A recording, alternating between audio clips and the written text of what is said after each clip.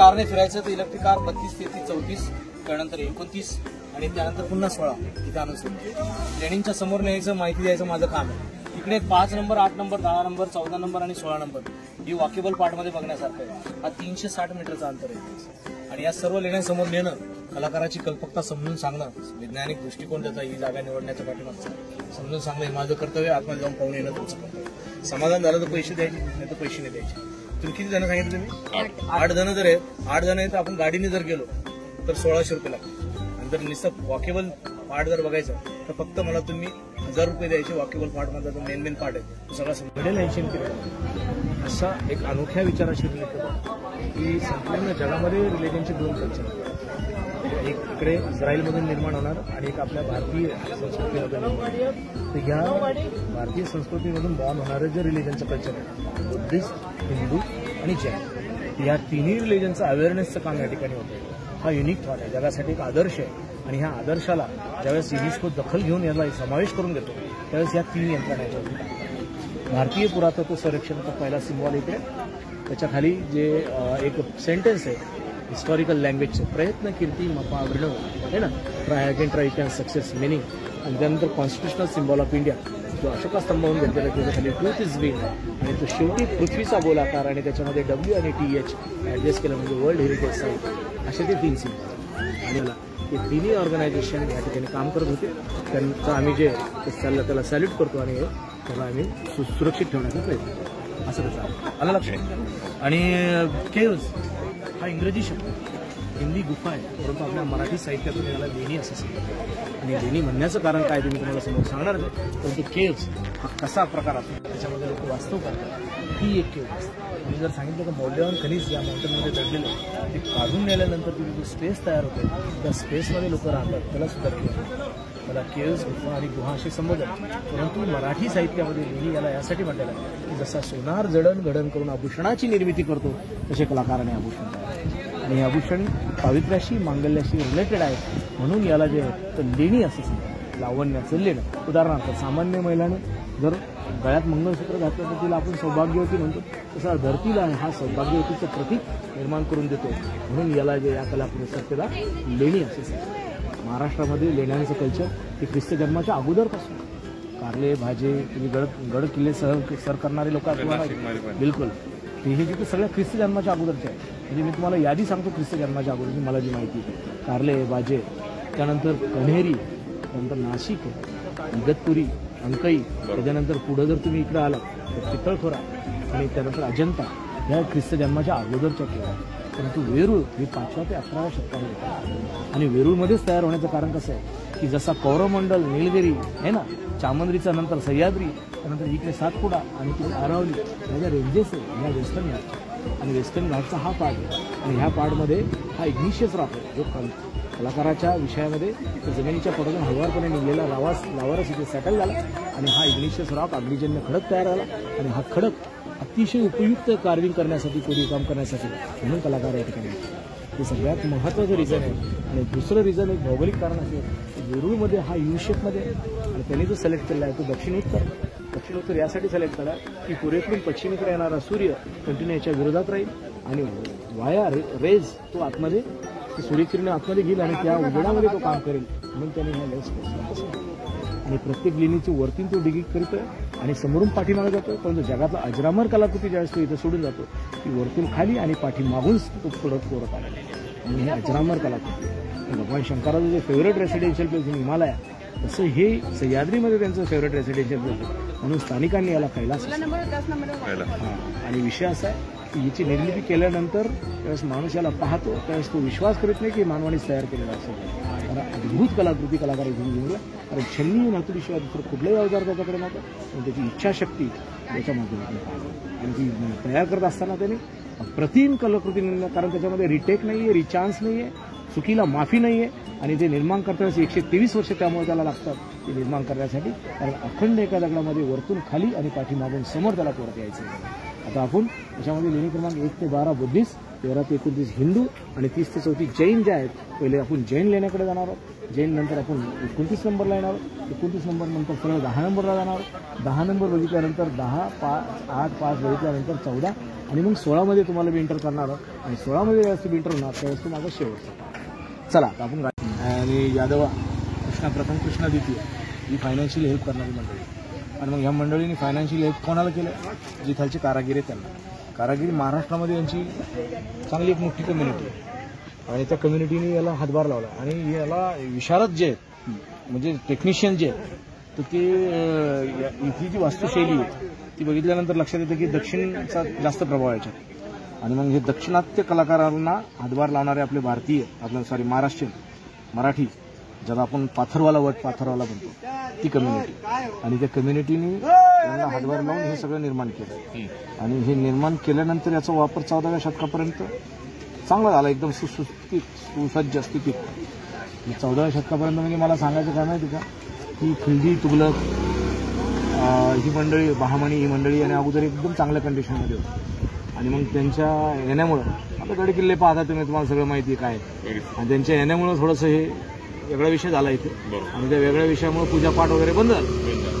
आणि मग Alexander Cunningham sir आले, त्यांनी याला एक्वायर करण्याचा प्रयत्न केला, परंतु हे निजामाच्या अखत्यारीत होतं. निजाम देण्यास नकार दिल्यामुळे निजामाने ऑफ इंडियानी याला नंतर एक्वायर केलं. पण निजामाने त्याच्या बुद्धी कौशल्याने त्याचे जे काही लोक होते आर्कोलॉजिस्ट मंडळी त्यांनी याला सुशोभित करण्याचा प्रयत्न केला. म्हणजे जे काही फुटलेले पार्ट आहेत ते पुन्हा रिपेअर करण्याचा प्रयत्न केला. आणि मग निजामाने हे डेस्टिनेशन म्हणून लोकांना दाखवलं.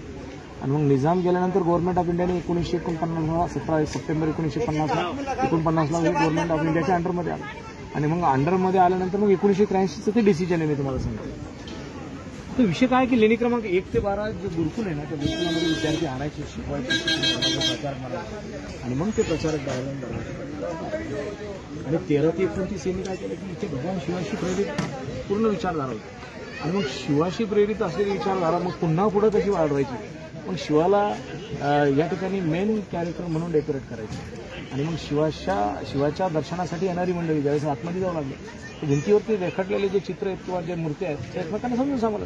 त्या माध्यमातून त्यांनी इथे त्यांना जे तर रामायण महाभारत शिवपुराण विष्णुपुराण देवियांचं महात्म्य त्यानंतर वेद उपनिषद याच्याशी रिलेटेड जे चांगले थॉट आहेत ह्युमन बिंग्स जर आपण म्हणतो जे मोक्षप्राप्तीसाठी उपयोगी विचार तिथे त्यांनी कार केले.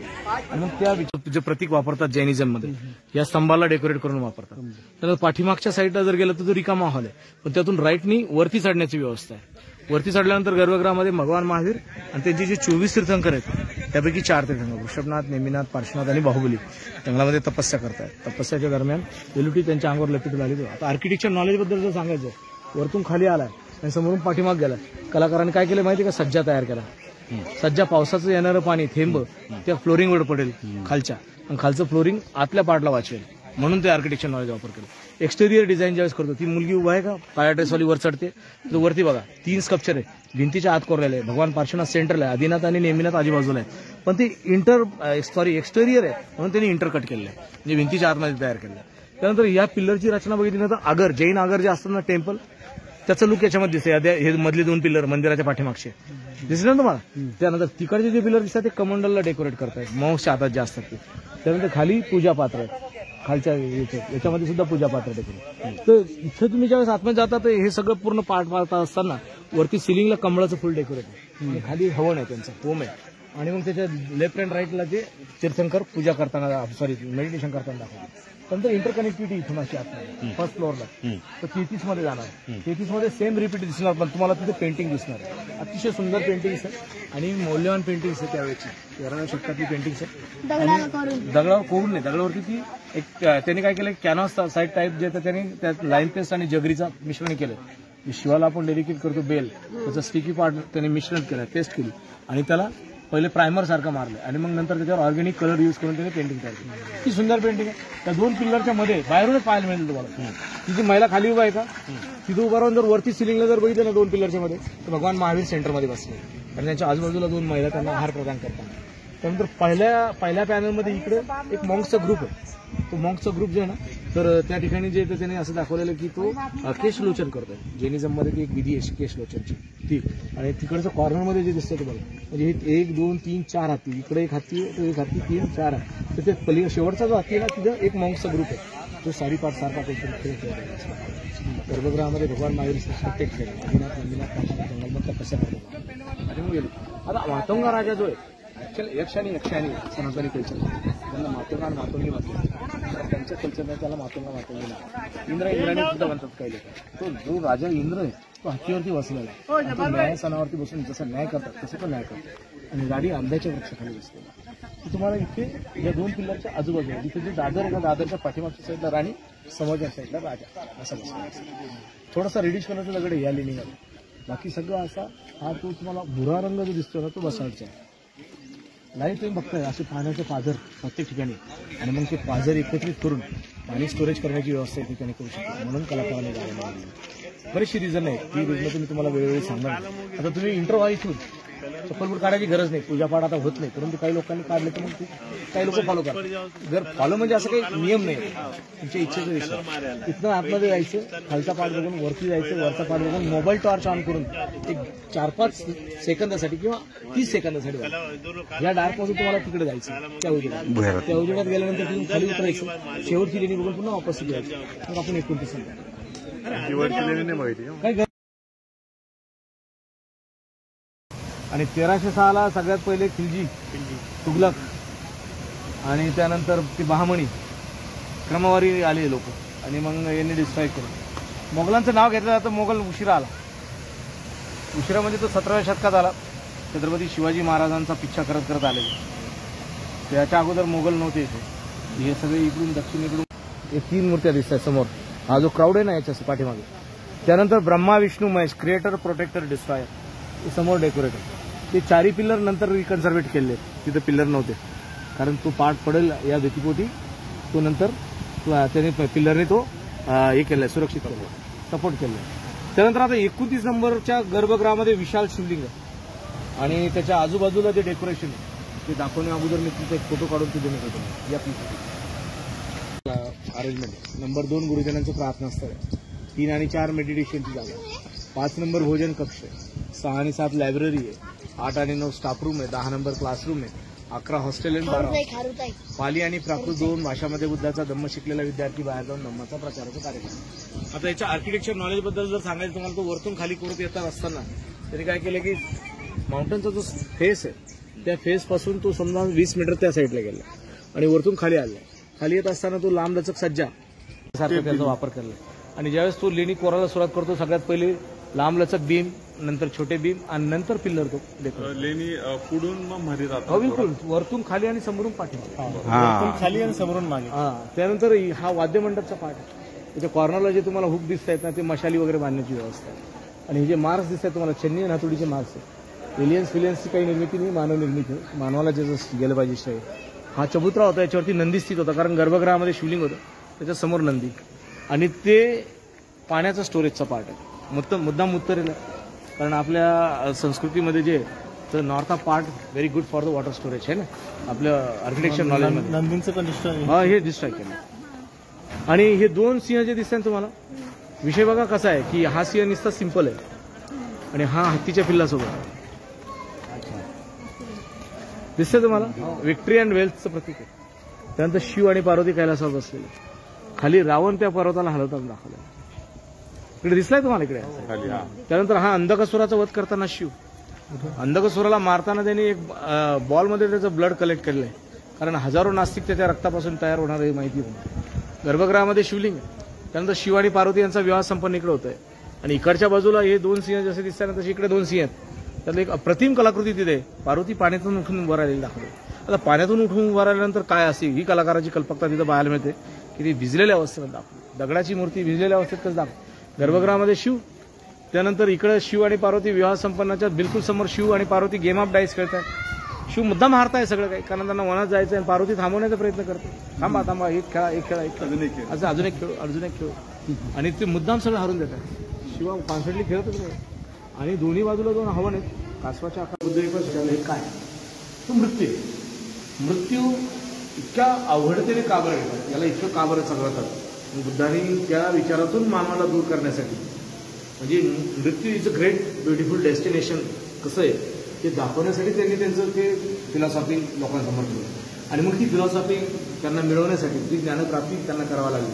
तो ज्ञानप्राप्तीचा प्रसंग आपण 10 नंबरवर येतो. आणि इथे त्यांनी ज्यावेळेस ते दाखवलं तर हे ते चॅरिट सीट सारखं दाखवलं. कारण त्यांनी सगळ्यात पहिलं जे दुःख बघितलं जलबेसिंग करतो दाखी हवं. त्यानंतर हे ड्रीप पॉइंट ते आता अगोदर आपण सांगितलं आता इथे खूप सुंदर वाटलं. वरती जो दिसतोय ना तुम्हाला ते बुद्धाच्या 3 प्रतिमा आहे. पिंपळाच्या पानामध्ये डेकोरेटिव्ह. बुद्ध पिंपळाच्या पानाला का बरं लाईक करताय की पिंपळाच्या पानामध्ये पिंपळाच्या वृक्षामध्ये 98% ऑक्सिजन देण्याची क्षमता आहे. म्हणून महात्मा पतंजलींनी त्याला फार प्रोत्साहन दिलेलं आहे. आणि बुद्धाचे जे आयुर्वेद आहे ते महात्मा पतंजलीच्या साहित्याशी रिलेटेड आहे ना. तर खाली जे बुद्ध आहे स्टँडिंगमध्ये लेडी अटेंडन्स आहे आणि सिटिंगमध्ये जेंट्स अटेंडन्स, म्हणजे मेन इमेजची क्वालिटी पुन्हा तो दाखवतो. आलं ना या प्लीज.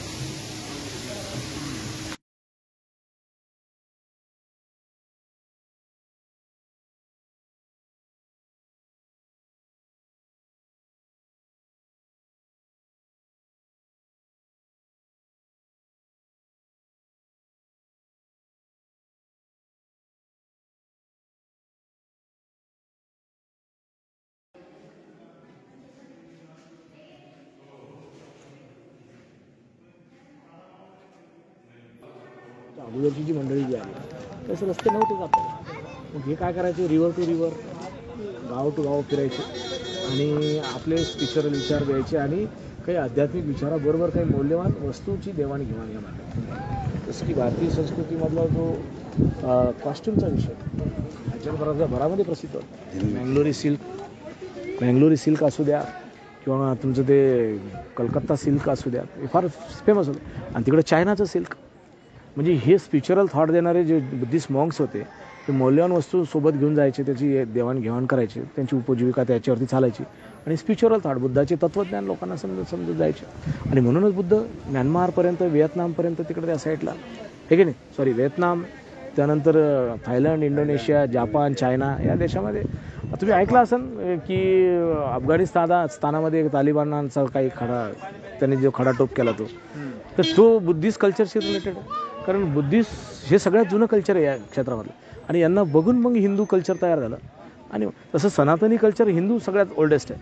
पण काय आलं माहिती का, मध्यंतरीच्या काळामध्ये त्याला थोडीशी वेगळी नावं झाली आणि मग आदि शंकराचार्यांनी याच्यावरती खूप अभ्यास केला आणि आदि शंकराचार्यांनी मग हे स्वतः उपनिषद, त्यानंतर रामायण, महाभारत याची सगळ्या विचारांची एक मस्त विचारसरणी मांडून हिंदू नावाची संकल्पना निर्माण केली. पहिले सनातनी म्हणायचे आणि मग हिंदू नंतर 7व्या शतकापासून म्हणायला लागले. आणि म्हणूनच त्याचा प्रत्यय इथं शैव आणि वैष्णव यांचं दोन्हीचं मिश्रण आहे कैलासामध्ये. म्हणजे नॉर्थ पार्टला शैव आणि साऊथ पार्टला वैष्णव असं. म्हणजे हे एकत्रित जोपर्यंत येत नाही तोपर्यंत संघटित होत नाही. कारण यातून निघलेला विषय जगामध्ये आपली छाप सोडू लागला. मग हा का नाही, कारण काही विशिष्ट लोकांकडे बागडोर असल्यामुळे तो विकसित होऊ शकला नाही असे ना. आणि मग त्याच्यामुळे याला विकसित करण्याचा उद्देश शंकराचार्याने ठेवला आणि मग शंकराचार्याने याला विकसित केलं. अन्यथा जगातलं सगळ्यात प्राचीन कल्चर आहे हे जे सनातनी कल्चर आहे. ग्रीक मायथॉलॉजी तर नंतरचा विषय आहे, परंतु सगळ्यात पहिले ही आहे की नाही. आणि मग त्याच्यातून बॉर्न होते ते 3 कल्चर आणि याच्यातून बॉर्न होते हे 3 कल्चर. आणि मग याच्यामध्ये वेगवेगळे पार्ट आहे. हिनयाना, महायाना तिकडे, त्यानंतर शैव वैष्णव इकडे, तिकडे श्वेतांबर, दिगंबर आहे की नाही. तर मग ह्या सगळ्या पार्टला एकत्रित आणण्याचा उद्देश या माध्यमातून झाला आणि मग हा उद्देश त्यांनी चांगल्यापैकी चालवला. नंतर काळाच्या ओघात तो पण पडला. मी सांगितलं आता आपला नंबर